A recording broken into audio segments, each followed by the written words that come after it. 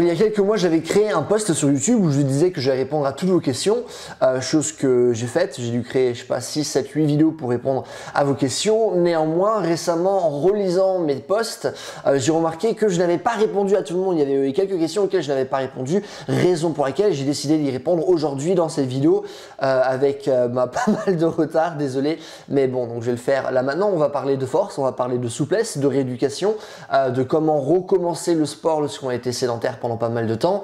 J'ai mon PC avec moi, donc de temps en temps je lirai les questions et je regarderai mon PC et de temps en temps je regarderai vous pour faire cette vidéo. Alors on va commencer par la première question. Salut Clément, j'aurais une question en rapport avec le valgus du coude et les tractions. Il est souvent dit que les tractions en supination ne sont pas conseillées pour les personnes présentant un valgus du coude prononcé. Confirmes-tu ces dires ou as-tu d'autres éléments à apporter à ce sujet? Alors, j'ai différents éléments de réponse à te donner. Premièrement, il n'y a pas de mauvais mouvement dans la mesure où le corps s'adapte à tout. Et donc à ce moment-là, il est simplement question de bien gérer l'intensité, le volume, la fréquence, de manière à ce que ton corps puisse se préparer par rapport à ce genre de mouvement. Ça marche? Donc, à condition que ton entraînement est bien structuré, tu peux t'entraîner en faisant des tractions en supination, en pronation, en prise neutre, peu importe, parce que ton corps va s'adapter. Néanmoins, c'est vrai qu'en fonction de notre génétique, en fonction de notre anatomie, certaines parties de notre corps peuvent être surchargées plus rapidement que d'autres, raison pour laquelle il faut y apporter une attention particulière.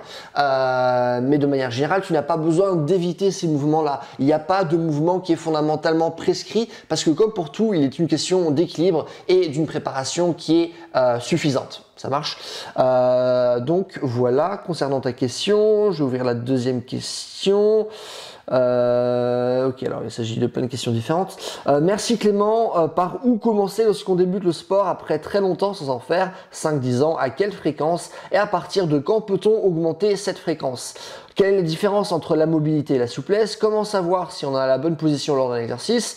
Le renforcement musculaire au poids du corps, allié à une alimentation, à une bonne alimentation évidemment. Suffit-il à perdre considérablement du poids? Entre parenthèses, 10-15 kg. Et faut-il s'étirer?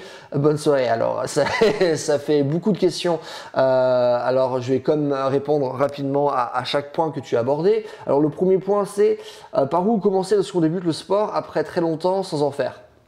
Alors, ce qu'il faut savoir, c'est que lorsqu'on commence le sport après avoir été sédentaire pendant longtemps, il vaut mieux privilégier le volume à l'intensité sans pour autant avoir une fréquence qui est trop élevée. Qu'est-ce que ça veut dire? L'intensité, elle est considérée par rapport à la charge que vous allez utiliser. Donc imaginons, si je sais soulever 100 kg sur une répétition et que je travaille avec 90 kg, l'intensité est élevée parce que je travaille avec 90% de mon max. Et donc lorsqu'on commence le sport, on ne veut pas que l'intensité soit trop grande et au contraire, on veut compenser ce manque d'intensité avec davantage de volume. Le volume étant le nombre de fois où on va répéter une certaine intensité à l'intérieur d'une séance. Donc, qu'est-ce que ça veut dire concrètement? On veut des poids qui vont être, ou une intensité de manière générale qui ne doit pas être trop élevée, et on va compenser avec davantage de répétitions.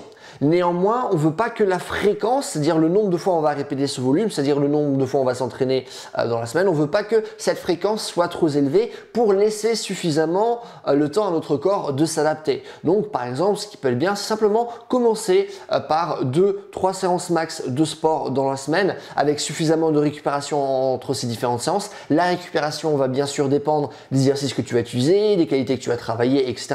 J'ai fait des vidéos à ce sujet si tu veux avoir davantage d'informations. Donc voilà, avoir une récupération qui va être suffisamment grande, faire davantage de répétitions, moins d'intensité, parce que généralement ce qui va se passer, c'est que lorsqu'on se blesse, en fait la charge d'entraînement va aller au-delà de notre capacité d'adaptation.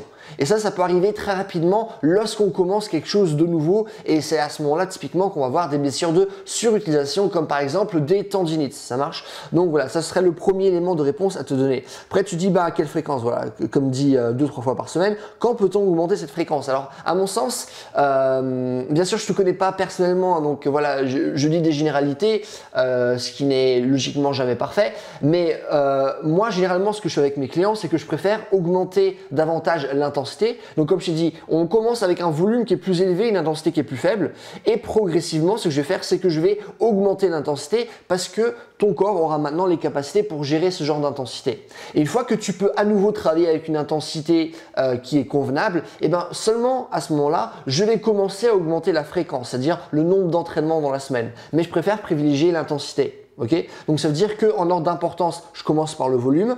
Après quelques semaines, quelques mois en fonction de la personne, de l'âge, etc., eh ben, je vais commencer à augmenter l'intensité.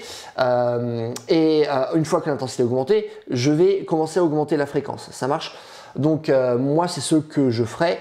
Et voilà, donc à partir de quand? Ben, quelques semaines, quelques mois, ça dépend d'une personne à l'autre. Hein. Je ne peux pas vraiment te dire de réponse précise par rapport à ça.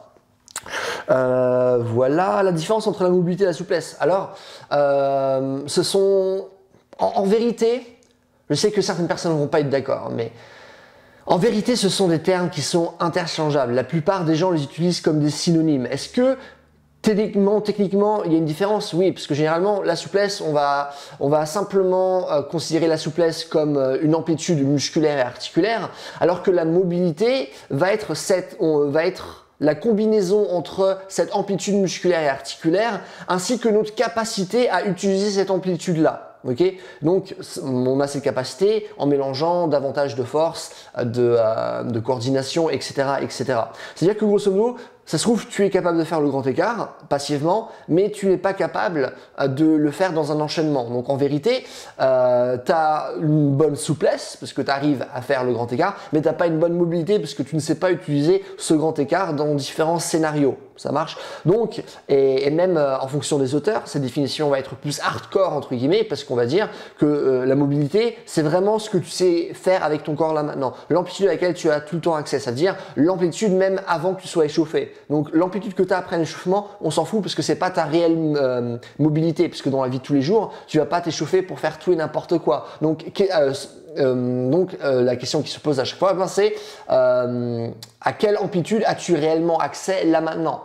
Qu'est-ce que tu sais réellement faire avec cette amplitude? Et bien, généralement, c'est ce qu'on va appeler la mobilité. Ça marche? Mais voilà, il existe différentes définitions et à mon sens, à la fin de la journée, on s'en fout si le travail est bien effectué. Si on fait notre travail de souplesse, on fait notre travail de force, à condition que tout soit fait dans une démarche de mouvement, etc., etc. Et ben, il n'y a pas de souci. Ça marche? Donc voilà ce que je peux dire par rapport à ça. Comment savoir si on a la bonne position lors d'un exercice? Alors à ce moment-là, j'ai deux éléments de réponse à te donner. C'est que premièrement, comme j'ai pu le dire lors de la première question, il n'existe pas de bon ou mauvais mouvement à proprement parler. Il s'agit simplement d'avoir une bonne préparation de manière à ce qu'on puisse faire ces mouvements-là. Okay, il n'existe pas de mauvais mouvement.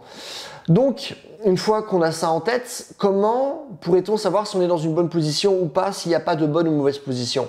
Parce qu'il faut tout de même garder en tête que, en fonction des mouvements, il y a certains points techniques et certaines intentions à respecter. Bien sûr, ces points techniques ont tendance à légèrement, et j'insiste sur le légèrement, à légèrement changer en fonction des particularités de votre corps. Mais par exemple, on sait que lorsqu'on fait un good morning, c'est-à-dire un exercice où j'ai les jambes tendues, le dos qui est droit et je vais descendre, lorsqu'on fait un good morning, eh ben, on sait qu'une bonne intention à avoir, c'est une antéversion du bassin.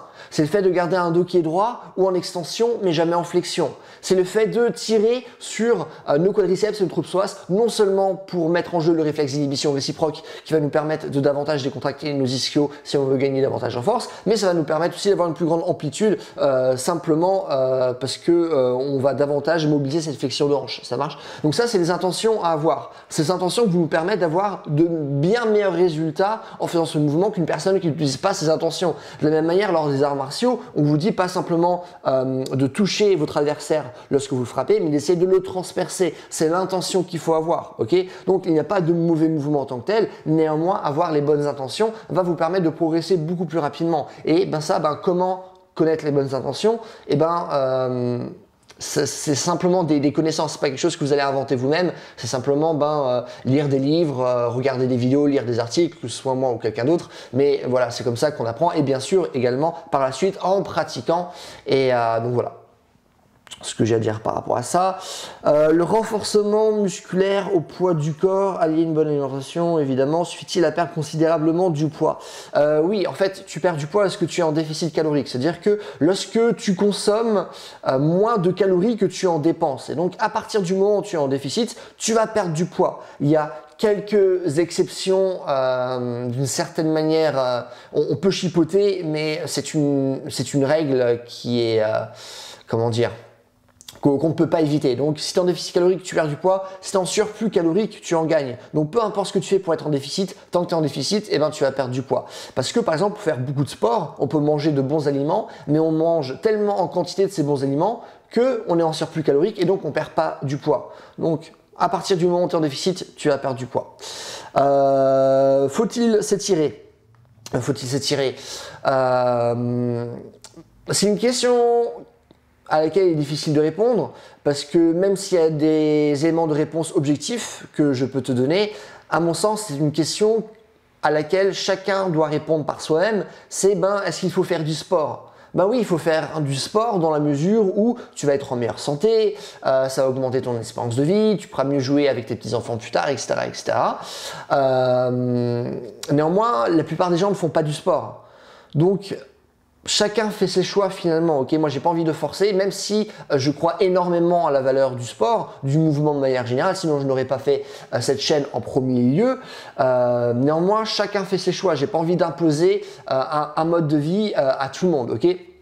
À condition que cette décision soit prise de manière consciente. Donc, est-ce qu'on doit s'étirer? C'est la même chose. Bien sûr qu'on doit s'étirer parce que les étirements, et à condition qu'ils soient bien faits, bien entendu, vont avoir énormément de vertus parce qu'à partir du moment où on a une plus grande amplitude, ça va énormément nous aider dans une perspective de mouvement.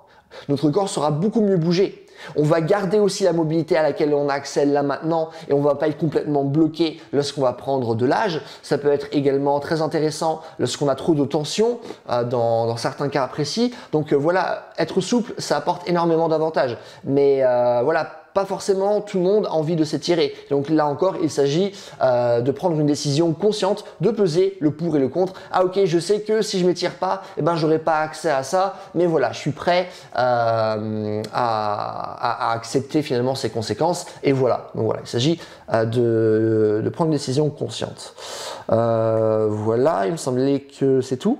Petite coupure, désolé, j'ai pas fait attention, il y avait encore une troisième question.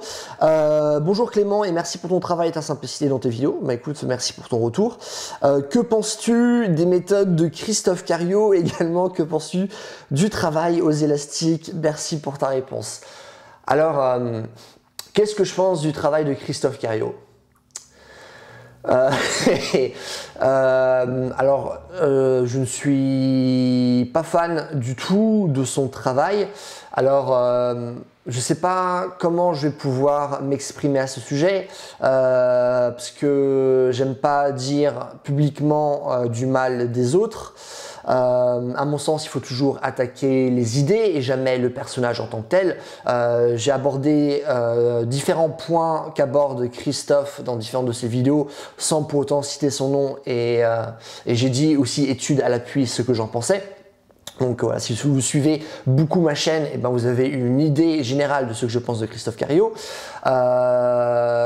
Néanmoins, je ne vais pas m'arrêter là, je vais comme te donner une réponse. Alors, je dirais que premièrement, Christophe Cario se permet de dire des choses qui ont été prouvées comme fausses scientifiquement. Par exemple, récemment, j'ai entendu dire que lorsqu'on a mal quelque part, c'est parce que fondamentalement, il y a un problème au niveau de notre corps. Il faut résoudre ce problème. Et ce n'est pas du tout le consensus scientifique actuel. Le consensus scientifique actuel stipule clairement que la douleur est un phénomène qui est multifactoriel, ok? Et que aussi, par exemple, il y a une conférence TED qui a été faite il y a plusieurs années, de laquelle je vous avais déjà parlé dans une de mes vidéos. D'ailleurs, j'avais fait une vidéo sur la douleur avec toutes les études à l'appui pour prouver que justement ce que vient de dire Christophe Cario est faux scientifiquement. Je vais pas redire tous mes arguments et vous présenter toutes les études à nouveau dans cette vidéo, mais pour rapidement reparler de cette conférence TED, eh ben, c'était, il me semble, un neuroscientifique qui disait qu'il marchait dans la jungle et qu'avec deux personnes et qu'à un moment donné, il a senti quelque chose toucher sa cheville ou sa jambe. Et ben, il s'est dit, enfin, c'est normal, je suis dans la jungle, c'est peut-être une branche d'arbre, c'est peut-être de l'herbe, peu importe. Et par la suite, il s'est évanoui. En fait, il s'est évanoui parce qu'il s'est fait mordre par un serpent qui était vénéneux. Et il me semble que par la suite, il a dû être amené à l'hôpital. Bref, il a été soigné. Et plusieurs années ou plusieurs mois plus tard, je ne me souviens plus, il se retrouve à nouveau dans la jungle pour faire des recherches. Et cette fois-ci, il ressent à nouveau quelque chose au niveau de sa cheville. À ce moment-là, il se met à hurler, il a mal, il se met par terre, il touche la cheville, il retire rapidement sa chaussette, il retrousse son pantalon, il regarde ce qui se passe au niveau de sa cheville parce que c'est sûrement le serpent qui l'a mordu. Et vous savez ce qu'il avait au niveau de sa cheville? Rien du tout. Rien du tout.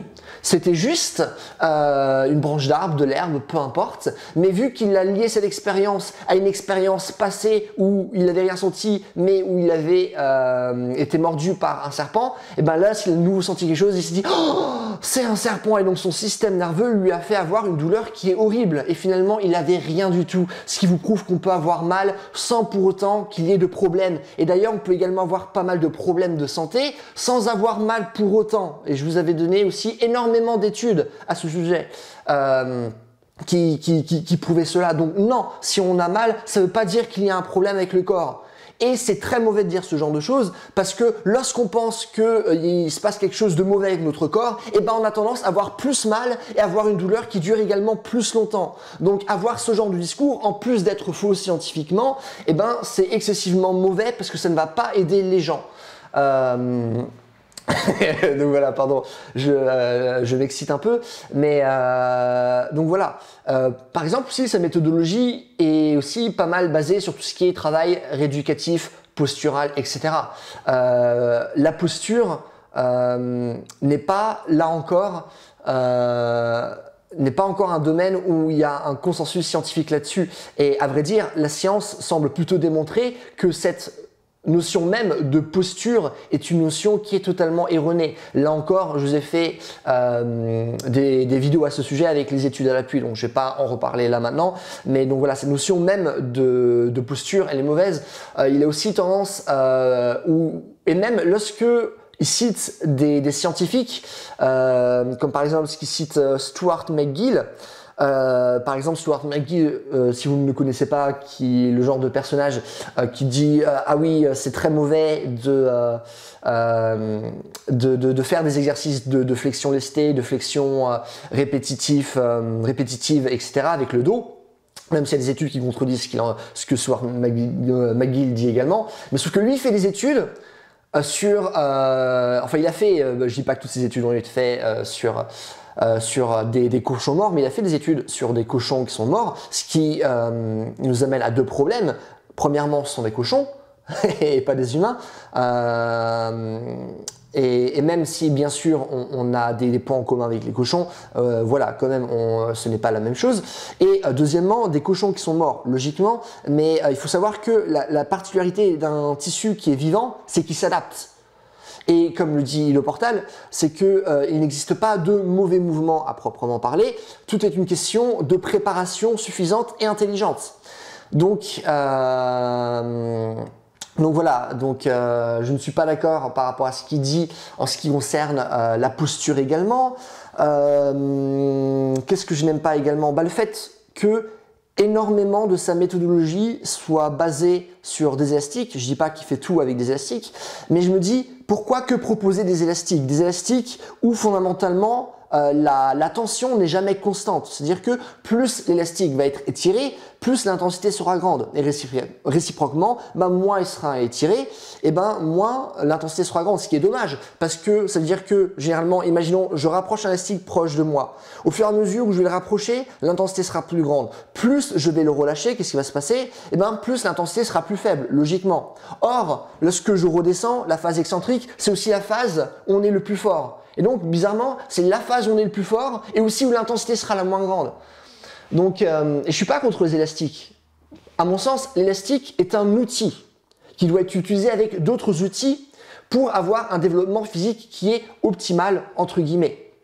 Donc, baser l'écrasante de sa majorité sur quelques outils, dont les élastiques qui représentent une partie intégrante de sa philosophie, je me dis non, pourquoi pas proposer davantage d'exercices avec des poids, par exemple, davantage d'exercices avec des anneaux qui ne sont pas simplement ces exercices de TRX ou simplement un muscle-up aux anneaux, où c'est vraiment en termes de développement moteur, c'est très bas. Il y a énormément d'exercices qui sont beaucoup plus intéressants, par exemple, à faire aux anneaux. Et donc, c'est intéressant de proposer une philosophie qui est pratiquement entièrement basée sur des élastiques, lorsque toi-même tu vends des élastiques. Et par exemple, moi, qu'est-ce que je vous dis? Je vous dis que vous n'avez pas besoin de matos spécifiques. Je vous dis par exemple qu'avoir des anneaux, eh ben, c'est probablement le meilleur agrès que vous pouvez utiliser pour le haut de votre corps parce qu'il bouge à 360 degrés. Je vous dis des choses comme ça, mais je vous dis aussi quoi? Je vous dis bougez votre cul. L'environnement est propice au mouvement. Allez dehors, vous pouvez utiliser des murs, des branches d'arbres, il y a énormément de choses qu'on peut utiliser pour très bien s'entraîner. On n'a pas besoin d'avoir le dernier matériel, le matériel dernier cri pour avoir un développement optimal. Et ce que dit, et je reparlais d'Idoportal, ce qui est marrant parce qu'il a faussement critiqué Idoportal il y a pas longtemps, mais Idoportal disait que high-tech material, low-tech mover. Donc, grosso modo, plus tu as de matériel, et ben, moins bien tu vas bouger. Et donc voilà, baser une grande partie de ta philosophie sur des élastiques, à mon sens, ce n'est pas une bonne chose, surtout où tu profites financièrement. Enfin, je l'accuse pas comme ça, je parle de manière générale, surtout dans la mesure où on peut profiter financièrement de cette vente d'élastiques. Ah, ça c'est la meilleure méthode. Ah, et bizarrement, ça c'est la meilleure méthode pour être en bonne santé, être en performance. Et bizarrement, c'est aussi moi qui vends cette méthode-là. Bizarrement, tu as besoin de ce matériel et c'est moi qui le vends. Donc voilà, parce que achète mes livres et achète mes élastiques. Voilà. Du coup, que penses-tu des méthodes de Christophe Cario? Voilà, il y a énormément d'autres points que je pourrais aborder, par exemple sa fixation avec le gainage. Le gainage, à part si vous êtes une personne qui a été sédentaire pendant longtemps, à part si vous êtes une personne qui en a besoin pour des besoins spécifiques par rapport à votre sport, eh ben ce n'est pas quelque chose, ce n'est pas une chose sur laquelle vous devriez réellement travailler, parce qu'à partir du moment où vous avez une pratique qui est variée, vous allez travailler votre gainage. Comme je dis, lorsque vous faites des squats lourds, eh ben vous allez travailler votre gainage. Ok, on peut pas soulever lourd sans avoir un bon gainage. Vous allez travailler naturellement, vous allez travailler implicitement en faisant d'autres exercices. Par exemple, moi je vous montre plein d'exercices qui demandent un bon gainage, et pourtant je ne travaille pas mon gainage spécifiquement, mais j'ai eu un bon gainage tout simplement parce que j'ai une pratique de mouvement, parce que justement j'expose mon corps à différents stimulus. Parce que je ne fais pas que travailler des élastiques, je vais aussi dehors, je fais plein d'autres choses. Okay, et du coup, même cette notion de gainage, elle est erronée à mon sens. Voilà. Voilà, c'est juste mon opinion, bien sûr. Mais voilà ce que je pense. Et à vrai dire, hein, ce n'est pas forcément ce que je pensais imaginons, il y a 5 ans. Parce que j'ai lu son livre Un corps sans douleur, par exemple. J'avais acheté du matos de Christophe Cario dans le passé, lorsque j'étais un jeune coach, lorsque je venais de terminer la fac. Et aussi pendant la fac, j'étais un fan de son travail, et c'est plus tard, en m'intéressant davantage à la littérature scientifique, c'est plus tard en faisant davantage de sport, en faisant davantage de stages, et j'en ai fait beaucoup avec vraiment certains des meilleurs coachs du monde, et bien que j'ai remarqué que ah non, en fait, il y a quand même pas mal de bullshit, que en fait, souvent ce qu'il dit représente seulement son opinion, et souvent son opinion a été prouvée comme faux, et voilà. Mais bon, à partir du moment où des gens font du sport, c'est bien. Est-ce que vous avez besoin d'une méthode spécifique pour être sans douleur? Non. Est-ce que vous avez besoin de mon programme? Sinon, vous allez mourir et sinon vous allez toujours avoir mal, sinon vous allez toujours avoir de mauvaises performances sportives. Non, comme je vous l'ai répété à de nombreuses reprises, il y a énormément de personnes qui arrivent à faire des choses incroyables avec leur corps en ayant de très mauvaises méthodes d'entraînement. Ça marche. Donc non, il y a aucun entraînement que vous avez besoin en tant que tel. Bien sûr, ça peut nous faire progresser plus rapidement et c'est la raison pour laquelle je vais voir des coachs, je fais des stages, je me fais coacher moi-même, etc. Ou que je lis des livres. Mais voilà, ce n'est pas un besoin, on n'en a pas besoin, sinon voilà, on va toujours avoir mal.